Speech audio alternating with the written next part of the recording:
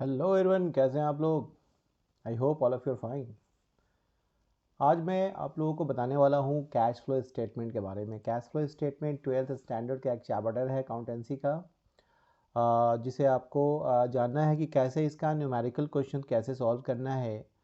और एग्ज़ाम का टाइम भी आने वाला है, बहुत ही जल्द एग्ज़ाम होने वाले हैं और आप लोग को जल्दी जल्दी इस चैप्टर को कवर करना है, जिसमें मैं आपको बता दूं कि न्यूमेरिकल क्वेश्चंस कैसे सॉल्व करते हैं। बहुत ही इजी वे में बताऊंगा, क्योंकि बहुत सारे स्टूडेंट्स को प्रॉब्लम होता है।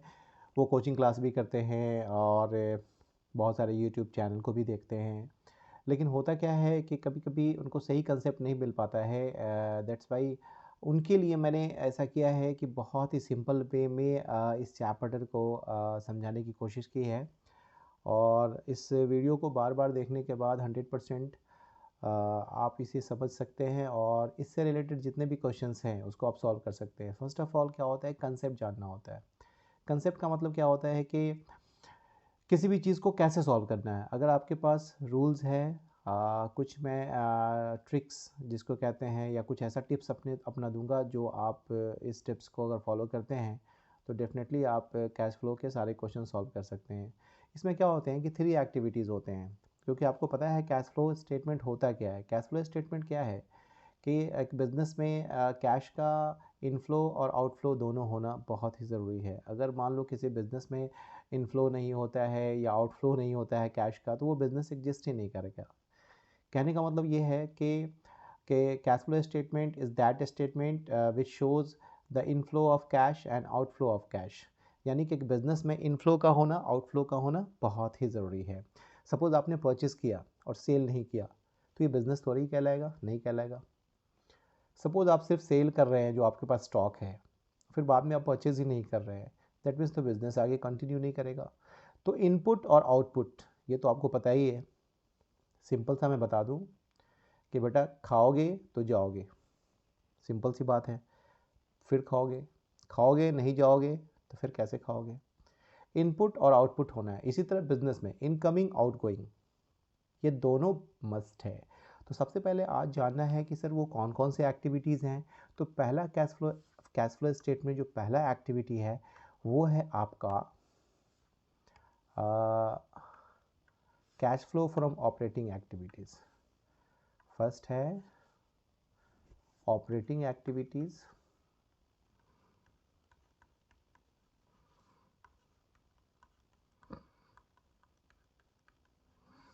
सेकंड है आपका इन्वेस्टिंग एक्टिविटीज़,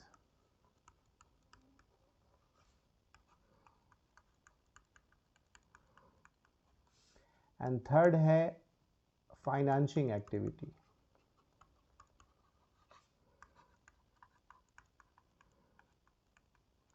आपने देखा कि मैंने बताया कि 3 एक्टिविटीज़ मैंने बताया, एक ऑपरेटिंग एक्टिविटीज़, एक इन्वेस्टिंग एक्टिविटीज़ और फाइनेंसिंग एक्टिविटीज़। ये बिजनेस में 3 ऐसे एक्टिविटीज़ हैं जिससे कैश का फ्लो होता है। यानी कैश या तो इनफ्लो हो रहा है कैश का, या तो आउटफ्लो हो रहा है। या तो बिजनेस में कैश आ रहा है या बिजनेस में कैश जा रहा है। तो एक एक करके तीनों एक्टिविटीज़ को पहले जानना है, उसके बाद कैश फ्लो स्टेटमेंट का क्वेश्चन आप सॉल्व कर सकते हैं। जो आपका कंप्लीट क्वेश्चन होगा कि कैश कितना आया, कैश कितना गया। तो ऑपरेटिंग एक्टिविटी से क्या इनफ्लो हुआ कैश का, क्या आउटफ्लो हुआ, ये जानना है। तो आज हम लोग जानेंगे इस वीडियो में कि ऑपरेटिंग एक्टिविटीज से कैसे क्वेश्चन सॉल्व करने हैं और कैश फ्लो कैसे फाइंड करने हैं। ऑपरेटिंग एक्टिविटी एक होता है ऑपरेटिंग एक्टिविटी जो बिजनेस होता है, इसमें कैश फ्लो होना। इन्वेस्टिंग एक्टिविटीज़ क्या होता है कि सपोज़ मान लीजिए कि आपने एसेट परचेस किया तो कैश तो जाएगा, एसेट सेल किया कैश आएगा। लेकिन ये आपका ऑपरेटिंग एक्टिविटीज़ का नहीं है, इन्वेस्टिंग एक्टिविटीज़ का। फाइनेंसिंग होता है, फाइनेंसिंग में क्या होता है, शेयर्स, डिवेंचर्स, इस रिगार्डिंग मैं बात करूंगा। पहले मैं बताऊंगा ऑपरेटिंग एक्टिविटीज़ से कैसे न्यूमेरिकल क्वेश्चंस को सॉल्व करेंगे कैश फ्लो स्टेटमेंट का। ओके, तो पहले मैं इसको इरेज कर देता हूँ और मैं जैसे ही आपके सामने कुछ एग्जांपल्स हैं, इलस्ट्रेशंस हैं, इसको मैं बताता हूँ। हालांकि यहाँ पे सॉल्व है लेकिन मैं समझाऊंगा, लेकिन कुछ रूल्स हैं वो आपको नोट करने होंगे। बार बार सुनने के बाद भी आप इसे अच्छे से मेमोरी कर सकते हैं। तो सबसे पहले मैं बता दूँ आपको कि ऑपरेटिंग एक्टिविटीज़ से अगर आपको कैश फ्लो फाइंड करना है तो फर्स्ट ऑफ ऑल कुछ रूल्स याद रखने हैं। पहला रूल कि जितने भी करंट एसेट्स होते हैं, करंट एसेट्स आपको ऑलरेडी पहले से पता है, ठीक है, कि वे सारे एसेट्स जिसको ईजिली कन्वर्ट किया जा सके कैश में, ईजिली। सपोज देखिए करंट एसेट में आपका क्या आता है, स्टॉक आता है। क्या आता है, स्टॉक। और कहेंगे सर क्या होगा, तो डेटर। ये सब करंट एसेट्स जिसको इजीली कैश में कन्वर्ट किया। फिक्स एसेट का मतलब प्लांट, मशीनरी, फर्नीचर, ये सब क्या है, फिक्स एसेट्स है। इसको हम लोग क्या कर सकते हैं कि तुरंत कैश में कन्वर्ट नहीं कर सकते हैं। ये लॉन्ग पीरियड ऑफ टाइम के लिए बिजनेस में होता है, लंबे टाइम तक रहता है, ये लंबे टाइम तक रहता है, यानी कि लॉन्ग ड्यूरेशन का एसेट्स होता है जो बिज़नेस में रिटेन होता है और बिज़नेस का जो इनकम जो है उसको इंक्रीज़ करने में या बिज़नेस को इनकम जनरेट करने में हेल्प करता है। तो डेटर हो गया, ये ईजिली कन्वर्ट हो जाएगा। ये सब करंट एसेट है। जैसे बिल रिसीवेबल हो जाएगा, ये करंट एसेट है, ठीक है। तो करंट एसेट को लेना है और करंट लायबिलिटी, जैसे प्रीपेड एक्सपेंस हो जाएगा,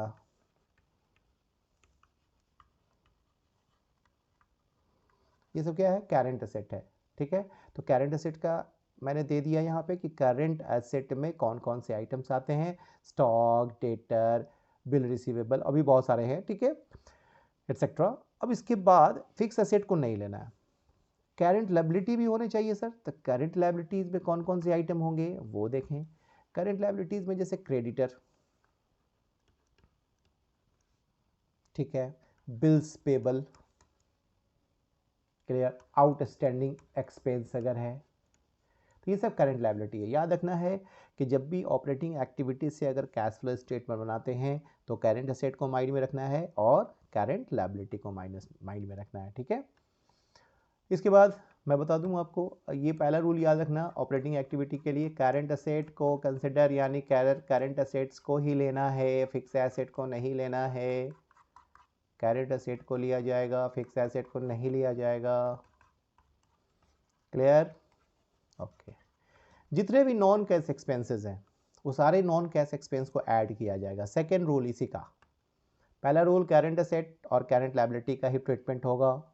while we solving questions from operating activities, we have to take only current asset and current liability, first point जो याद रखना है आपको, ठीक है। Second, non current expense, sorry non cash expense. Non cash expense में सबसे पहले आपको जानना है, जैसे डेप्रिसिएशन, ये जो डेप्रिसिएशन है ये नॉन कैश एक्सपेंस होता है। ये profit on sale of machinery जो है ये नॉन कैश इनकम है। Loss on sale of machinery है, ये नॉन कैश एक्सपेंस है। तो ये सब नॉन करंट एक्सपेंस जो होता है उसको ऐड किया जाता है। तो all non cash expenses are added. याद रखना एक्सपेंस को क्या करना है, ऐड करना है। दूसरा, ऑल नॉन कैश इनकम्स, उसको लेस करना है। नॉन कैश इनकम होगा उसको क्या करेंगे, लेस करेंगे। नॉन कैश इनकम वो क्या होगा, लेस करना है, ये याद रखना है। नॉन कैश एक्सपेंस को ऐड करना है और नॉन कैश इनकम को लेस करना है, ये माइंड में सेट करना है। दूसरा रूल मैंने बताया इसी का। सिर्फ ऑपरेटिंग एक्टिविटीज़ के लिए फर्स्ट स्टेप याद रखना, करंट एसेट और करंट लायबिलिटी। दूसरा स्टेप मैंने बताया, नॉन कैश एक्सपेंस को ऐड, नॉन कैश इनकम को less, clear.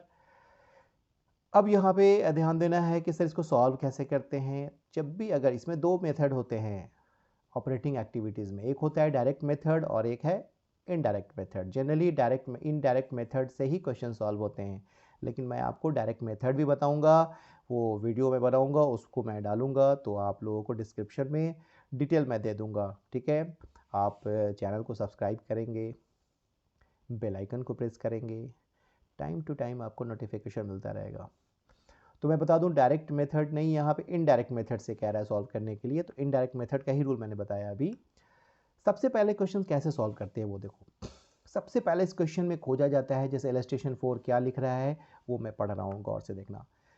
The following is the position of current asset and current liabilities of x limited. X limited company है और इसका business है और इसका करंट एसेट और करंट लायबिलिटी का ये इंफॉर्मेशन दे रखा है, ठीक है। The company incurred a loss of 50,000। Company ने 50,000 का लॉस, ठीक है, इनकर किया है during the year. Calculate cash flow from operating activities, अगर ऐसा कहता है तो फर्स्ट ऑफ ऑल हम लोग यहाँ पे हेडिंग क्या लिखेंगे पता है, कैश फ्लो, यानी लिखेंगे calculation of cash flow from operating activities. अगर ये इन्वेस्टिंग होता तो इन्वेस्टिंग एक्टिविटीज़, फाइनेंसिंग होता तो फाइनेंसिंग एक्टिविटीज़। तो ऐसे भी क्वेश्चंस आते हैं या तीनों एक्टिविटीज़ को मिला करके भी आते हैं, ठीक है। तो लेकिन एक एक करके पहले सीखने के बाद ही आप कैश फ्लो स्टेटमेंट तैयार कर पाएंगे। फिलहाल अभी ये सीखना है कि calculation of cash flow statement, ठीक है, या कह सकते हैं calculation of cash flow from operating expenses. First of all इस क्वेश्चन में पूछते हैं प्रॉफिट है या लॉस है। देखो यहाँ पे 50,000 का लॉस है ना, तो सारे क्वेश्चन में तुमको क्या करने हैं, इनडायरेक्ट मेथड से जब भी सॉल्व करना है तो ये 50,000 को शो करना है, लॉस है तो लॉस ड्यूरिंग द ईयर। देखो 50,000, अच्छा इसमें दो कॉलम बनाने, एक कॉलम ये एक कॉलम ये, ठीक है। लास्ट वाले कॉलम में सारे, चाहे प्रॉफिट हो चाहे लॉस हो, वो लास्ट वाले कॉलम में ही शो करना है आपको। तो लॉस ड्यूरिंग द ईयर आपने 50,000 शो कर दिया माइनस में, क्लियर, ओके। अब यहाँ ब्रैकेट में शो कर सकते हैं, इसको माइनस में शो कर दिया या ब्रैकेट में भी लिख सकते हो, तो इसका मतलब इसको लेस करना है, ये लॉस है, क्लियर। अगर प्रॉफिट होता तब भी इसी जगह इसी कॉलम में ही शो करना है, ठीक है। आगे फिर, और सारा ट्रीटमेंट किस में, फर्स्ट वाले कॉलम में करना।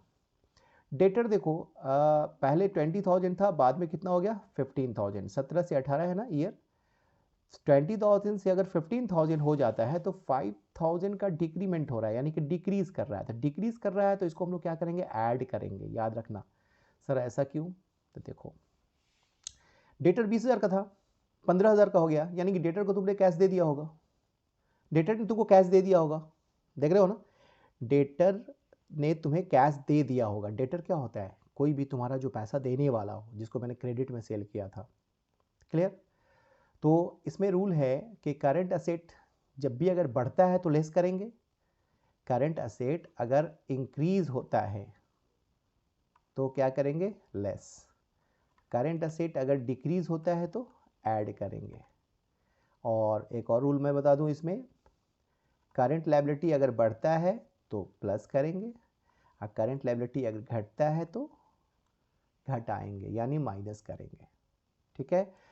करंट असेट्स इंक्रीज कर रहा है तो सब्ट्रैक्ट यानी लेस, करंट असेट डिक्रीज कर रहा है तो ऐड, यानी रिवर्स में जाना। अब करंट लायबिलिटी में क्या होगा, प्लस तो प्लस, माइनस तो माइनस करना है।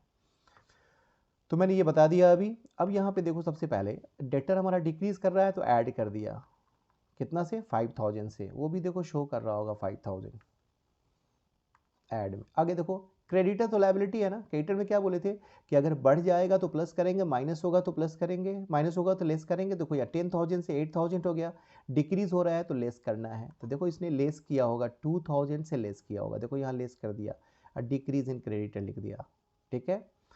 बिल रिसेबल एसेट है, तो एसेट में क्या बताया था मैंने अभी कि इंक्रीज प्लस तो लेस, माइनस तो ऐड। तो यहाँ पे देखो क्या हो रहा है, डिक्रीज इन कहा था बिल रिसेबल 6,000 से 8,000, अगर ये इंक्रीज हो रहा है तो हम क्या करेंगे, इसको लेस करेंगे ना। देखो 2,000 लेस किया होगा, लेस कर दिया 2,000, ठीक है। लास्ट में प्रीपेड एक्सपेंस है, ये भी हमारा क्या है, एसेट है।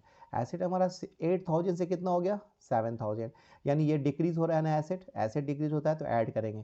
देखो ये ऐड में शो किया होगा। तो जितने भी ऐड वाले आइटम हैं ध्यान से देखोगे, उसको क्या करना है कि 5 और 6 दोनों को ऐड करके देखना, वहाँ पे 6,000 है वहाँ लिख दिया गया। तो 50,000 माइनस में है और 6,000 प्लस में है, तो इसका मतलब 44,000 आपका माइनस में ही शो करेगा, ठीक है। और माइनस वाला आइटम जो 4,000 ऑलरेडी पहले से माइनस है तो माइनस करेंगे ही इसको, क्योंकि इसको लेस ही करना है। तो 44 और 44 यहाँ पे दोनों को मिला देते हैं, माइनस में कितना हो जाएगा 48,000 हो जाएगा। ये 48,000 जो है आपका cash loss from operating activities, क्योंकि माइनस में आ रहा है। देखते हैं सेकंड एग्जांपल। ये सेकंड एग्जांपल में क्या है देखना, अभी जो मैंने बताया था ना, करंट एसेट अगर इंक्रीज करता है, अगर इंक्रीज करता है तो लेस करना है, करंट एसेट अगर डिक्रीज करता है तो प्लस करेंगे, करंट लायबिलिटी अगर इंक्रीज करता है तो प्लस, क्लियर, और करंट लायबिलिटी अगर डिक्रीज करता है तो माइनस। ये रूल्स ये आपको याद रखने हैं, क्लियर। अब यहाँ देखिए, इस क्वेश्चन में सबसे पहले प्रॉफिट खोजना है। देखो 55 तरीके 17 इधर है, 18 इधर है। ये याद रखना, कभी कभी एग्जाम में क्या होता है कि रिवर्स में यानी अपोजिट में दे रखा होता है। पहले 18 दे देखा है, यहाँ 17 दे, तो फिर 17 को देखेंगे ना, 17 के बाद 18 आता है। 60,000 से 55,000 है, तो इसका मतलब 5,000 का लॉस हो गया। तो डायरेक्टली यहाँ पे क्या दिखा देना तुम, 5,000 लॉस। ये इतना कैलकुलेशन करने की ज़रूरत नहीं है, डायरेक्टली यहाँ दिखा देना लॉस ड्यूरिंग द ईयर कितना दिखा देना, 5,000, क्लियर। ओके, यहाँ मैं लिख रहा हूँ, ठीक है। ट्रेड रिसीवेबल 25 नहीं, पहले 31 था, 31 से 25 हो गया, तो डिक्रीज कर रहा है ना, 6,000 से डिक्रीज कर रहा है। तो एसेट अगर डिक्रीज करता है तो क्या करते हैं, ऐड करते हैं। देखो 6,000 ऐड किया होगा, इसने भी किया होगा ऐड, 6,000 यहाँ ऐड कर दिया, क्लियर। उसके बाद आउटस्टैंडिंग रेंट लायबिलिटी होता है, 21,000 से 12,000 हो गया, ठीक है। तो 9,000 क्या हो रहा है हमारा, डिक्रीज कर रहा है, लायबिलिटी है तो डिक्रीज होगा तो लेस करेंगे। लायबिलिटी में क्या बोला था, डिक्रीज होगा तो लेस, देखो यहाँ लेस कर दिया होगा 9,000। इसके बाद गुडविल, गुडविल में क्या है कि अगर राइट ऑफ हो रहा है ना तो उसको ऐड करना। गुडविल नॉन कैश है, ठीक है, और मेजर किया जाता है कैश में ये, लेकिन गुडविल अगर राइट ऑफ होगा तो ट्रीटमेंट होगा, अगर एप्रिसिएट कर रहा है, गुडविल बढ़ रहा है तो उसका ट्रीटमेंट नहीं करना, ये हमेशा माइंड में रखना, ठीक है। तो यहाँ देखो गुडविल हमारा 38,000 से 40,000 हो गया, कोई ट्रीटमेंट नहीं करना, एप्रिसिएशन हो रहा है यहाँ पे। अगर डेप्रिसिएशन होता है, राइट ऑफ होता है गुडविल में, अमोर्टाइजेशन हो गया गुडविल, या कह सकते हैं ना कि राइट ऑफ हो रहा है, तब ट्रीटमेंट होगा, इसलिए गुडविल का यहाँ पे ट्रीटमेंट नहीं करना है। आगे प्रीपेड इंश्योरेंस 2,000 से 4,000 हो गया, एसेट होता है ये, तो 2,000 से 4,000 है तो वो इंक्रीज कर रहा है, तो लेस करना होगा 2,000, देखो 2,000 यहाँ लेस किया है।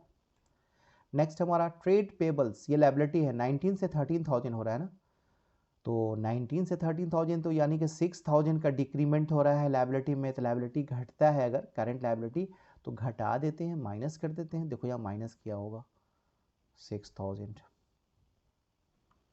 तो यहाँ पे प्लस वाले आइटम को क्या किया, 5,000 और 6,000 प्लस में है, माइनस में तो 1,000 हुआ, और लेस वाला आइटम 70,000 तो 16,000। इसको बोलते हैं cash lost in operating activities. तो तुमने क्या देखा कि इसमें जब भी हम सॉल्व करेंगे इस मेथड से, तो माइंड में सेट कर लेना कि करंट असेट अगर इंक्रीज होता है तो लेस, करंट असेट डिक्रीज होता है तो ऐड। करंट लायबिलिटी के केस में क्या होता है, प्लस तो प्लस, माइनस तो माइनस, क्या इंक्रीमेंट हुआ क्या डिक्रीमेंट हुआ, ठीक है। अब यहाँ पे मैं ये तो इलस्ट्रेशन मैंने बता दिया, अब कुछ एक्सरसाइज के क्वेश्चंस हैं, मैं वो बताने जा रहा हूँ, ध्यान देंगे आप लोग।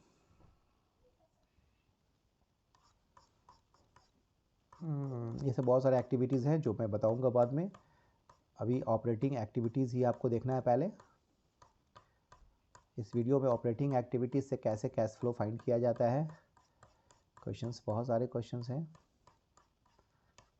कुछ मैं न्यूमेरिकल क्वेश्चंस फाइंड कर रहा हूँ और आपके सामने इसको सॉल्व कर देता हूँ। जैसे इनडायरेक्ट मेथड यहाँ पर रखा हुआ है, ठीक है। अब जैसे ये क्वेश्चन है आपके सामने, हाँ इसको देखें आप लोग।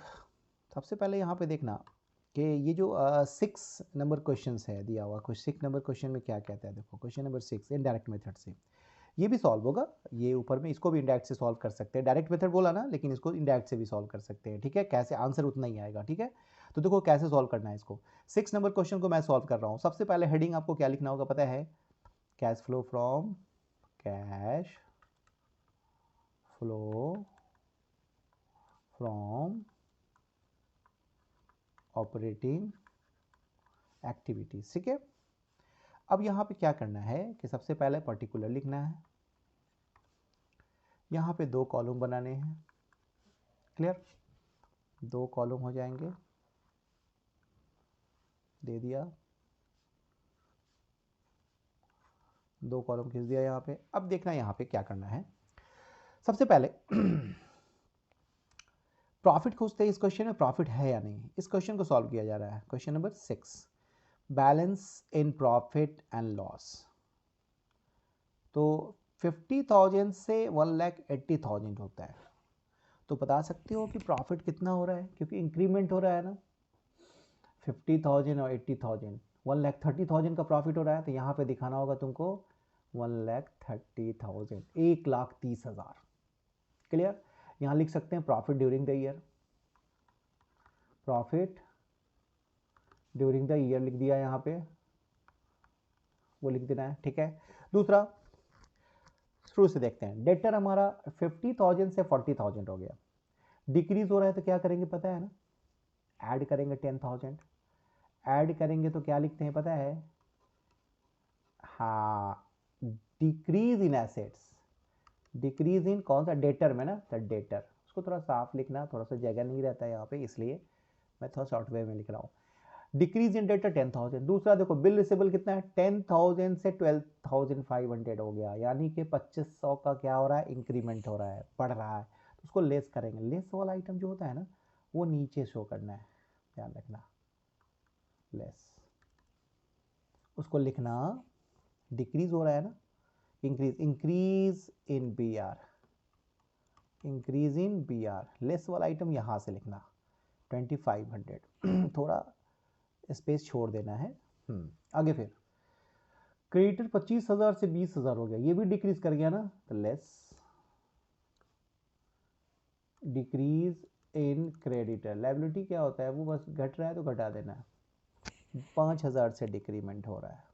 क्लियर। उसके बाद क्रेडिटर देखना है, क्रेडिटर हो गया क्या, आउटस्टैंडिंग एक्सपेंस। अब यहाँ पे देखना, ये 800 से कितना हो गया, 1,000, 200 का इंक्रीमेंट हो रहा है, ये भी लायबिलिटी बढ़ रहा है ना, तो बढ़ रहा है लायबिलिटी, तो उसको क्या करेंगे पता है, ऐड करेंगे, सॉरी बढ़ रहा है तो लायबिलिटी बढ़ रहा है ना, हाँ, तो ऐड हो जाएगा, इंक्रीज इन आउटस्टैंडिंग एक्सपेंस, कितना अमाउंट हो जाएगा, 200 का इंक्रीमेंट है। बिल्स पेबल लायबिलिटी है, तो लायबिलिटी का रूल क्या था, बढ़ेगा तो बढ़ाएंगे, घटेगा तो घटाएंगे। ये 40,000 से 25,000, 15,000 का डिक्रीमेंट होता है, तो 15,000 रुपया डिक्रीज कर रहा है, इसको लेस करना है। क्या नाम दिया उसका, बीपी, डिक्रीज इन बीपी, वो भी लिख दिया। इसके बाद अक्रूड, हाँ, अक्रूड इनकम जो होता है, ये देखना 6,000 है, एसेट है, 6,000 से 7,000 बढ़ गया ना, तो लेस करेंगे,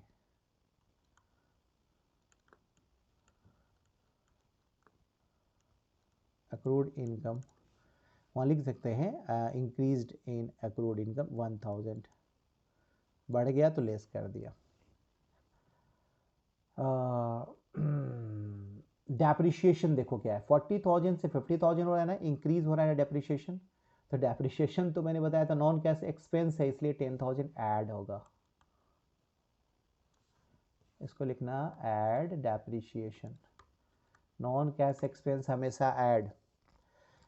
ये हो गया कंप्लीट यहाँ पे। अब यहाँ पे क्या करना है वो देखो, ये ऐड वाला आइटम जितना भी है ना, 20,200 हो रहा है, ठीक है। ऐड करके कितना हो जाएगा, 20 और 10 हो जाएगा 33,200, ठीक है। और लेस वाला आइटम देखो यहाँ क्या है, 15,000 और 25,000 और 5, तो ये 20,000 हो गया, 20,000, और ये कितना था, एक्रूड इनकम 1,000 का ना, तब तो हो जाएगा 21,000, और 2 ये हो जाएगा, तो 23,500। क्लियर, 23,500। अब ये लेस वाला आइटम है, ठीक है, ये सारे आइटम को क्या करना है, लेस करना है। अब यहाँ से देखो 0 0 12 है, और ये 5 है, 7 हो जाएगा, देख रहे हो, ये तुम्हारा हो जाएगा कितना, 12, और ये कितना है, 3 है, तो यहाँ कितना आ जाएगा,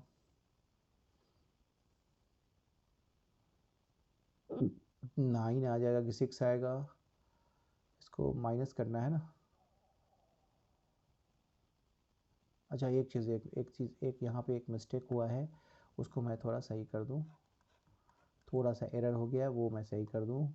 यहाँ 1,30,000 नॉट 13,000, ठीक है, 1,30,000 है तो 1,50,200, 1,50,200, ठीक है।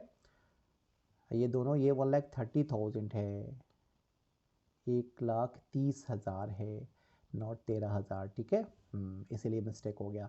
यहाँ पे क्या करना है 20 और ये हो गया 21, 23,500, 0 0, यहाँ हो जाएगा 7 और ये हो गया 6, ठीक है, ये हो गया 2 और ये हो गया 1। तो प्लस में आया तो इसको हम लोग क्या लिखते हैं पता है, कैश फ्लो, ठीक है, from operating activities, cash flow from operating activities. तो ये मैंने अभी सॉल्व किया, इसका आंसर कितना दे रखा है कि नहीं, हाँ यहाँ दे रखा है ना, 1,26,700। तो ये इस तरह से इस क्वेश्चन को सॉल्व करने हैं। फिर से मैं बता दूं कि सबसे पहले क्वेश्चन में क्या करना है, जितना भी एसेट है करंट एसेट उसको देखना है। अगर एसेट हमारा इंक्रीज़ कर रहा है, सपोज़ मान लो कि हमारा करंट एसेट है 4,000 से 5,000 हो गया, अगर इंक्रीज़ कर रहा है तो लेस करना है, ठीक है। और जितना भी एसेट जो अगर डिक्रीज़ करता है तो उसको ऐड करना है, अगर इंक्रीज़ करेगा तो लेस करना है, डिक्रीज़ करेगा तो ऐड करना है। लेकिन लायबिलिटी के केस में क्या है, प्लस होगा तो प्लस करेंगे, बढ़ेगा तो बढ़ाएंगे, घटेगा तो घटाएंगे, ये रूल देखना है। दूसरी बात, जितने भी नॉन कैश एक्सपेंसेस हैं वो ऐड होंगे और जितने भी नॉन कैश इनकम्स हैं वो लेस होंगे। तो इस तरह से ऑपरेटिंग एक्टिविटी से क्वेश्चन सॉल्व करना है। इसमें मैं एक और क्वेश्चन में बता दूं, जैसे इसी में ले लो 5 नंबर जो क्वेश्चन है जिसको डायरेक्ट मेथड से बोला है सॉल्व करने के लिए, इसको इनडायरेक्ट मेथड, क्योंकि मैंने अभी इनडायरेक्ट मेथड ही बताया था, तो इनडायरेक्ट मेथड से कैसे सॉल्व करते हैं वो देखना। ये 5 नंबर क्वेश्चन मैं ले रहा हूँ, ठीक है।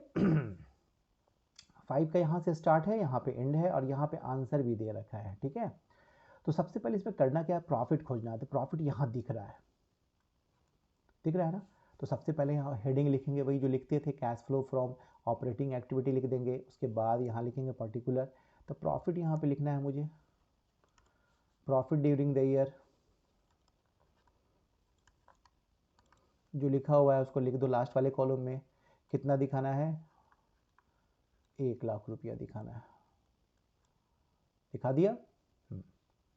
अब यहाँ पे ये आइटम नहीं लेते हैं, ये भी नहीं, जो मैंने बोला करंट एसेट, डेप्रिशिएशन बोला था ना, ये डेप्रिशिएशन नॉन कैश है ना, तो डेप्रिशिएशन को ऐड करके दिखाना है, कितना अमाउंट दिखाना है, लेकिन फर्स्ट वाले कॉलम में वो कितना अमाउंट है डेप्रिशिएशन का, 20,000। तो देखो 20,000 यहाँ दिखाना, सारा यहाँ पे, यानी सारा डिटेल यहाँ होगा, मेन अमाउंट यहाँ पे होगा, इसमें 20,000 दिखा दिया यहाँ पे। डेप्रिशिएशन के बाद और कोई एक्सपेंस नॉन कैश, ये सब कैश एक्सपेंस है, नहीं लेंगे, ठीक है। सिर्फ इसमें आप करंट एसेट देखता हूँ, लायबिलिटी। डेटर हमारा देखो 50,000 से 60,000 इंक्रीज हो रहा है ना, बढ़ रहा है ना, तो लेस करेंगे, 10,000 से लेस करना है। क्या लिखना, less increase in debtor, increase in debtor. इसके बाद बिल रिसेबल एसेट होता है ना, ये बढ़ रहा है ना तो लेस कर देंगे, इसको बढ़ेगा तो लेस करेंगे, बढ़ेगा तो लेस करेंगे, ठीक है। बिल रिसेबल, इसको भी लेस करना है, less increase in B R, कितना से हो रहा है लेस, ये भी 10,000 से, तो बढ़ गया है तो लेस कर लिया, ठीक है। स्टॉक भी एसेट ही होता है, 36 से 40, ये भी इंक्रीज कर रहा है, ये कितना, ये 6,000 से इंक्रीज कर रहा है, तो ये भी लेस करेंगे, स्टॉक भी लेस इंक्रीज इन स्टॉक, कितना अमाउंट हो जाएगा, 6,000 हो जाएगा, क्लियर। ये भी प्रीपेड इंश्योरेंस, ये भी एसेट ही होता है, 3,000 से 4,000 ये बढ़ रहा है ना, बढ़ रहा है तो ये भी लेस होगा। प्रीपेड एक्सपेंसेस, प्रीपेड एक्सपेंस कितना, 1,000 से बढ़ रहा है तो लेस होगा, चलो ये भी क्लियर।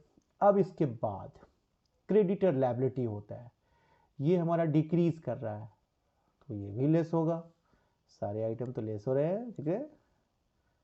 डिक्रीज इन क्रेडिटर, जगह ऊपर ही लिख दिया, अभी है यहाँ पे जगह, सारे आइटम तो कुछ ही आइटम के लिए जगह चाहिए यहाँ पे ना। तो क्रेडिटर हमारा कितना है, 20,000 से 60,000 हो गया, तो 4,000 का क्या होता है, डिक्रीज कर रहा है, तो लेस करने के लिए बोला है ना क्रेडिटर, तो कितना हो जाएगा 4,000, ये भी हो गया। आउटस्टैंडिंग सैलरी ये लायबिलिटी होता है, ये इंक्रीज कर रहा है तो ये ऐड होगा 2,000 से, ऐड आउटस्टैंडिंग सैलरी। अब मुझे आप लोग बताएं मुझे कि 10 से 12,000 तक 2,000 का इंक्रीमेंट हो रहा है ना, तो लायबिलिटी में क्या बताया था, बढ़ेगा तो बढ़ाएंगे, घटेगा तो घटाएंगे, ठीक है। एसेट में अपोजिट होता है, बढ़ेगा तो बढ़ाएंगे, बढ़ेगा तो घटाएंगे, घटेगा तो बढ़ाएंगे। यानी कि when current asset increases it is subtracted, clear. और करंट एसेट हमारा जब डिक्रीज होता है तो इट इज एडेड, क्लियर। अब यहाँ पे क्या करते हैं, ये 22,000 आ गया,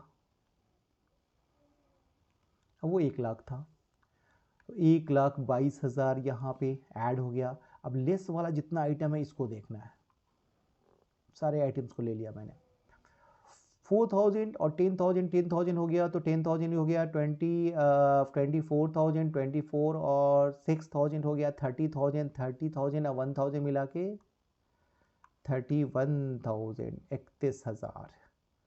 अब 31,000 इसको माइनस करना है कितना से, देखो यहाँ पे 1 मिनट इसको साफ साफ कर दूं मैं, 1 मिनट।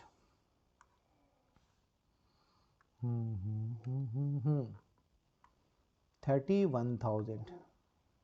अब हम क्या करते हैं, इसको इससे माइनस करते हैं। अब देखो 1,20,000 है, ये 22 है, और ये 1,22,000 है और 31,000 है, इसको इससे माइनस करेंगे तो मेरा कितना आ जाएगा, 0 0, ठीक है। सेकेंड हो जाएगा, थर्ड में भी हमारा 0 ही हो जाएगा, इसके बाद हो जाएगा 1 और ये हो जाएगा 9, 91,000, ठीक है। आंसर कितना है 91,000। तो ये भी फ्लो हो रहा है ना, तो इसको क्या लिखेंगे, cash flow from operating activities, ठीक है। तो इस तरह से इसको सॉल्व करते हैं, हेडिंग लिखना होगा cash flow from operating activities, ठीक है। तो ये मैंने बता दिया, 2 क्वेश्चन मैंने बताया है, और नेक्स्ट वीडियो में मैं फिर इसको और अपडेट करूंगा, और ऑपरेटिंग एक्टिविटीज़ के 2-4 क्वेश्चंस और मैं बताऊंगा, उसके बाद मैं इन्वेस्टिंग बताऊंगा, इन्वेस्टिंग के बाद फाइनेंसिंग बताऊंगा, उसके बाद कैश फ्लो स्टेटमेंट, ठीक है। आज इतना ही इस वीडियो में, नेक्स्ट वीडियो, थैंक यू।